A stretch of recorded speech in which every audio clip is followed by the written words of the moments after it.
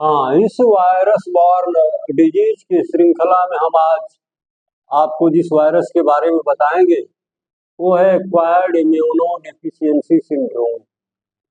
Acquired का मतलब बाहर से प्राप्त किया गया, इम्यूनो का मतलब शरीर की रोग प्रतिरोधक क्षमता, और डिफिशियंसी का मतलब कम हो जाना, और सिंड्रोम का मतलब जहाँ बहुत सारे लक्षण एक साथ दिखाई देने लगे तो सबको मिला करके हम कहते हैं एक्वायर्ड इम्यूनो डिफिशियंसी सिंड्रोम।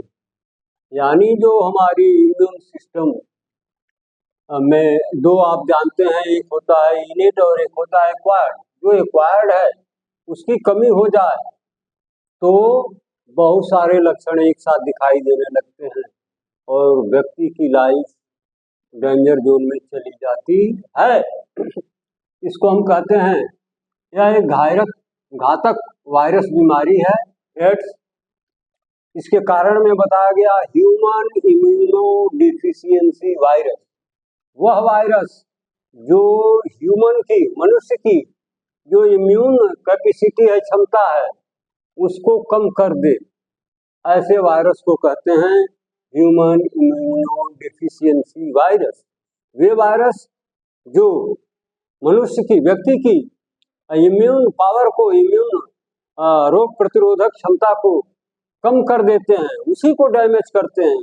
और आपको पता है कि जब बॉडी की इम्यून कैपेसिटी कमजोर हो जाती है तो ऐसे व्यक्ति में एक नहीं अनेक रोग, बहुत सारे रोग ऐसे हैं जिनका नेचर है अपॉर्चुनिस्टिक, यानी वो अवसरवादी हैं।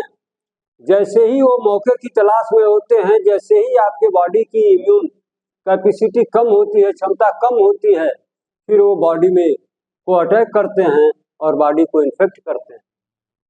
इसका जो मोड ऑफ ट्रांसमिशन बताया गया है उसमें बताया गया कि संक्रमित व्यक्ति के स्रावों के संपर्क में आने से, और खास तौर से ब्लड, कोई इन्फेक्टेड पर्सन है उसके शरीर से निकलने वाला स्राव, मान लीजिए ब्लड है, तो वो किसी हेल्दी व्यक्ति के ब्लड से अगर टच हो जाता है तो निश्चित मान के चलिए कि उसे इसके संक्रमण से बचना मुश्किल है, वो संक्रमित होगा ही।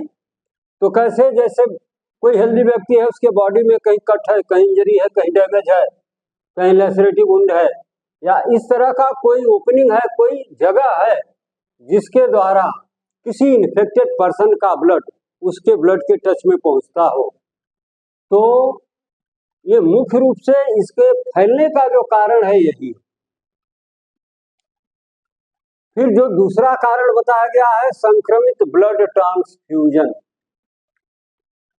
इन्फेक्टेड पर्सन का ब्लड किसी हेल्दी व्यक्ति को अगर चढ़ा दिया जाए, इन्फ्यूज कर दिया जाए, तो निश्चित रूप से उसके साथ ही, ब्लड के साथ ही, ये वायरस भी हेल्दी व्यक्ति के बॉडी में एंट्री कर जाते हैं। इसीलिए कहीं भी जब हम ब्लड का ट्रांसफ्यूजन करते हैं तो उसके पहले जो हम प्रिकॉशन लेते हैं उसमें एक मुख्य प्रिकॉशन ये भी होता है HIV टेस्ट का।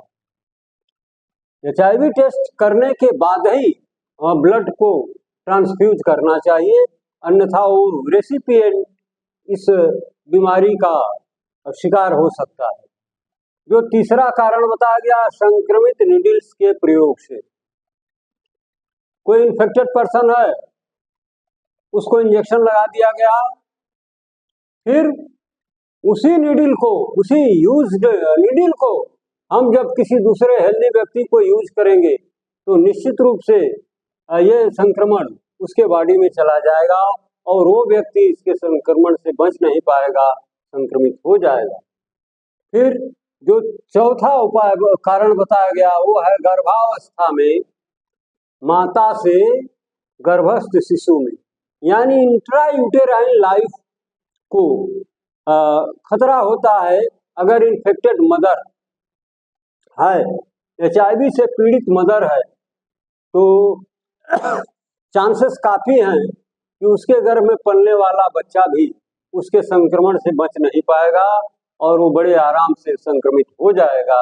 यानी इन्फेक्टेड मदर के द्वारा इंट्रायूटेराइन लाइफ में रहने वाले फीटस को इसके संक्रमण होने के चांसेस बढ़ जाते हैं। फिर दे रहा है प्रसव के समय संक्रमित माता से नवजात में। प्रसव के समय तमाम इंजरीज हो जाती हैं और ब्लड का लीकेज होता है इधर से उधर, माता से शिशु में, शिशु से माता में। तो इस रक्त के द्वारा अगर मदर पहले से इन्फेक्टेड है तो उसका इन्फेक्शन, उसका वायरस ये नवजात शिशु में पहुंच सकता है और वो संक्रमित हो सकता है। अगला पॉइंट बताया गया स्तनपान कराने वाली संक्रमित माता से शिशु में। ऐसी माताएं जो ऑलरेडी इन्फेक्टेड हैं, HIV पॉजिटिव हैं और अपने बच्चे को ब्रेस्ट फीडिंग करा रही हैं, तो इसके थ्रू भी उस इन्फेक्टेड मदर से उस नवजात शिशु में इसका इन्फेक्शन पहुंच सकता है। छठवां पॉइंट जो बताया गया असुरक्षित यौन क्रिया, सेक्सुअल इंटरकोर्स के द्वारा भी इसका संक्रमण एक हेल्दी व्यक्ति में पहुंच सकता है। इसलिए लोग यौन जो उपाय बताए गए हैं सुरक्षित यौन के, उसे अडॉप्ट करते हैं और करना चाहिए, नहीं तो ये असुरक्षित यौन भी इसके प्रचार प्रसार का माध्यम हो सकता है। अगला पॉइंट जो बताया गया oral sex and anal sex, वो जबकि ये तो रेयर है, लेकिन कुछ लोग होते हैं जो ओरल सेक्स या एनल सेक्स को लाइक करते हैं। तो हम आपको बता दें कि ये ओरल सेक्स और एनल सेक्स भी इसके एड्स के प्रचार प्रसार का कारण बन सकता है। कहा तो ये भी जाता है कि एनल सेक्स वेजाइनल सेक्स की तुलना में ज्यादा घातक माना जाता है। तो सेक्स चाहे जिस तरह का हो, चाहे ओरल हो, चाहे एनल हो, चाहे वो वेजाइनल हो, हमें ये जो असुरक्षित यौन की क्रिया करेंगे तो इससे आप बच नहीं पाएंगे। ये क्लिनिकल फीचर्स में बताया जाता है कि क्लिनिकल फीचर्स को हम अच्छी तरीके से स्टडी करने के लिए इसे 4 भागों में बांटते हैं। पहला है इनिशियल इन्फेक्शन का फेज, दूसरा है एसिम्प्टोमेटिक या कैरियर फेज, और तीसरा होता है एड्स रिलेटेड कॉम्प्लेक्स, और चौथा होता है एड्स।